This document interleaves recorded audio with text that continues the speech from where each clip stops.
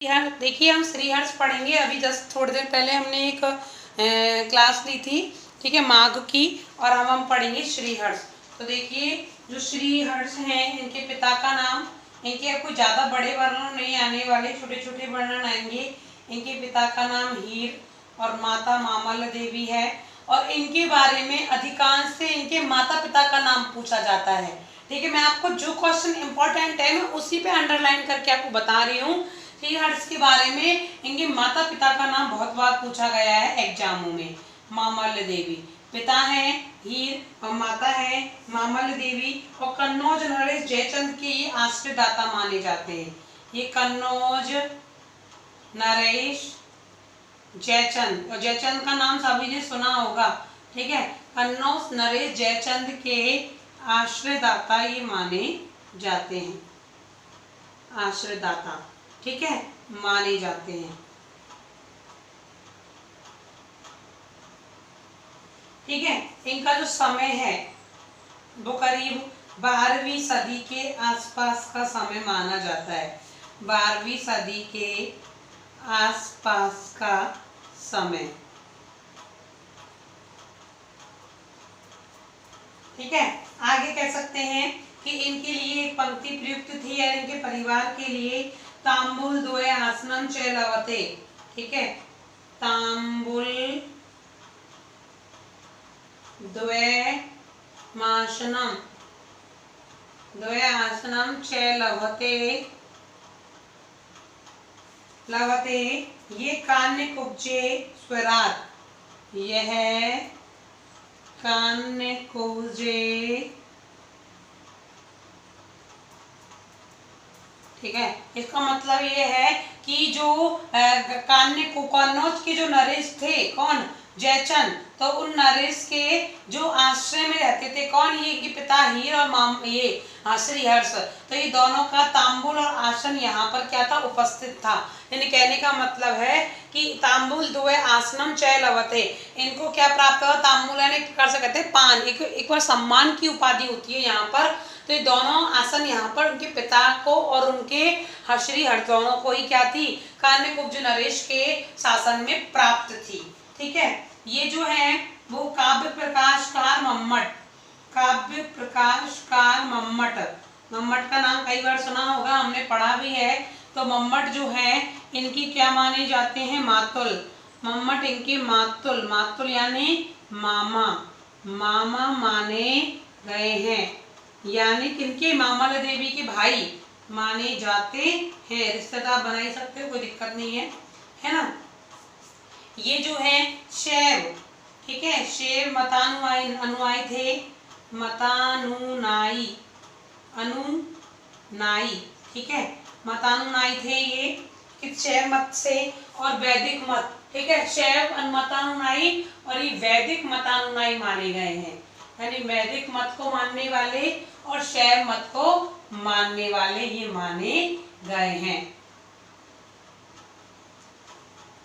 आगे हम कह सकते हैं इनकी एकमात्र रचना है, ठीक है, ये भी बहुत बार बृहत्त्रयी में शामिल होती है, तो आपको मैंने तीनों ही बृहत्त्रयी पढ़ा दी है। नैषध चरितम, ठीक है, और इसकी थोड़ी सी कथा मैं आपको बता देती हूँ। इसमें नल क्या है, नायक है, नायक है नल, और नायिका है दमयंती,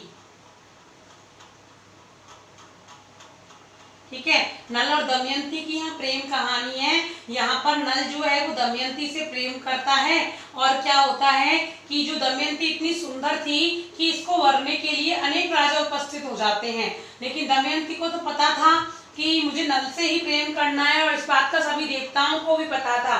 तो देवताओं ने इसकी परीक्षा लेनी चाहिए कि जो है वो नल से कितना प्रेम करती है, किससे से पहचानती है। तो वहां जैसे स्वयंवर, दमयंती का जो स्वयंवर हुआ था, उस स्वयंवर में क्या हुआ, सभी देवता नल का रूप धारण करके आ गए, और नल का जब रूप धारण कर लिया तो दमयंती पहचान नहीं पाए, लेकिन प्रेम की शक्ति से वो नल को पहचान जाती है, और अपने गले की जो मतलब अपनी जो वरमाला है वो क्या करती है, नल के गले में डाल देती है, इससे इनका विवाह हो जाता है।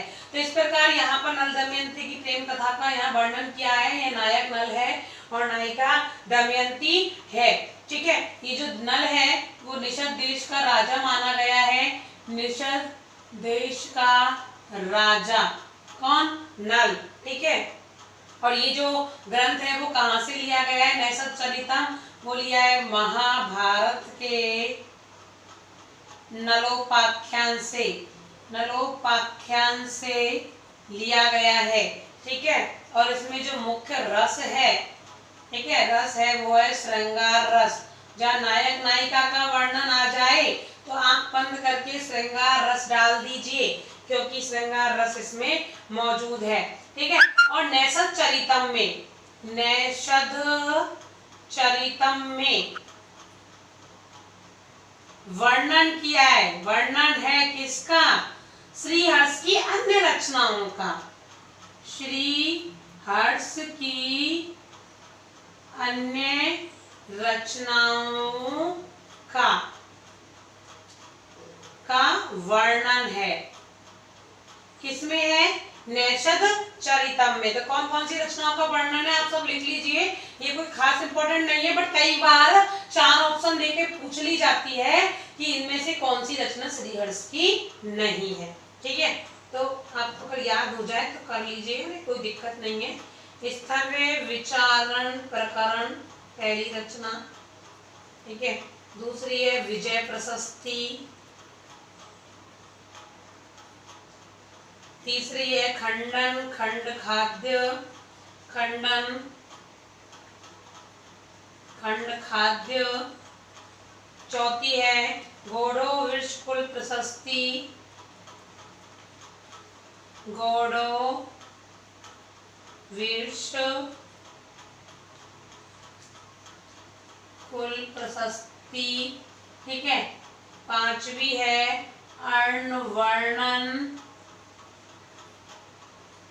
ये खंड खाद्य जो है वो कई बार पूछी गई है एग्जाम में।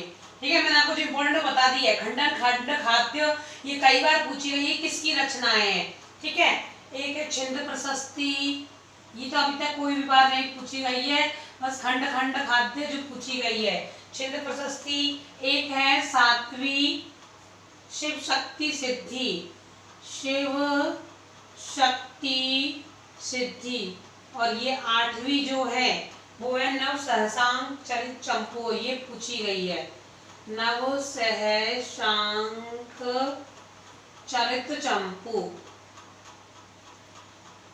ये भी एग्जाम में पूछी गई है। तो इनकी जो 2 रचनाएं हैं खंडन खंड खाद्य और नव शशांक चरित चंपू, ये दो बार कई बार एग्जाम में पूछी गई दोनों रचनाएं। नैषद चरितम तो है ही है, ठीक है, खंड खंड खाद्य और नव शशांक चरित चंपू ये एग्जाम में पूछी गई है कई बार कि श्रीहर्ष की रचनाएं हैं या नहीं। इस प्रकार का प्रश्न इन्होंने किया है। एक देखिए इनके लिए एक पंक्ति वो है प्रसिद्ध, वो ऊपर लिख देती हूँ मैं। नैषधम विद्या औषधम, नैषधम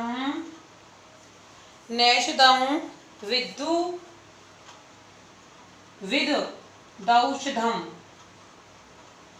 ठीक है, यानी जो नैषद चरितम रचना है वो विद्वानों के लिए क्या है? विद्वानों के लिए औषधि है। ठीक है, ये पंक्ति हम याद रखेंगे। वर्णन करने का मतलब यही हुआ, औषधि है मतलब कि इसमें बहुत सारी ऐसी चीजें दी हुई हैं जो विद्वानों के लिए, भाई अपनी अपनी ग्रंथ के अपनी अपनी व्याख्या करना, अपनी प्रशंसा करना सभी जानते हैं। ठीक है, हमें केवल उनकी प्रशंसा याद रखनी है, क्यों क्या में नहीं फंसना है। ठीक है, तो यहाँ पर जो है नैषद चरितम जो है विद्वानों के लिए औषधि मानी गई है, और वो क्यों मानी गई है वो तो हमें ग्रंथ पढ़ने पे पता चलेगा। बाकी इसमें जो वर्णन किसका, यहाँ पर जो नल दमयंती के प्रेम का वर्णन है, श्रृंगार रस का वर्णन है, उपमा का वर्णन है, अन्य अलंकारों का वर्णन है, उसके कारण ही नैषद चरितम को विद्वानों के लिए औषधि बोला है। एक आपके आते हैं इसके बाद भर्तरी। ठीक है, आप इसे नोट कर लीजिएगा। ठीक है, तो आप इसके बाद जो आते हैं वो आपके आते हैं भर्तरी। भर्तरी को पढ़ लेते हैं। आज छोटे छोटे टॉपिक बचे हैं और आपका ये लौकिक साहित्य हम कंप्लीट करने का प्रयास करेंगे, क्योंकि एग्जाम आपकी बिल्कुल पास आ रही है अब। ठीक है, तो हमारी 4th यूनिट जो पाठ्य योजना आपकी बची है वो भी हमें पढ़नी है, इसलिए आप जो है इसको कंप्लीट करने का प्रयास करें। जो इम्पोर्टेंट थी वो मैं आपको डिटेल में पढ़ा ही रही हूँ। ठीक है, इसके बाद देखते हैं हम भर्तरी। ये भी छोटा सा ही टॉपिक है, तो देख लीजिए भर्तरी। ठीक है, तो भर्तरी देखिए इनका जो समय माना गया है वो 615 ईस्वी के आसपास का समय। ठीक है, भर्तरी का समय जो है वो 615 ईस्वी के आसपास का समय माना गया है। और इन्होंने जो रचना लिखी थी, इनकी रचना इंपॉर्टेंट है। पहली है शतकत्रय और दूसरी है वाक्यपदीय। ठीक है, और शतकत्रय में जो शामिल है वो रचनाएं आपकी, वो है पहली श्रृंगार शतक, दूसरी है नीति शतक और तीसरी है वैराग्य शतक।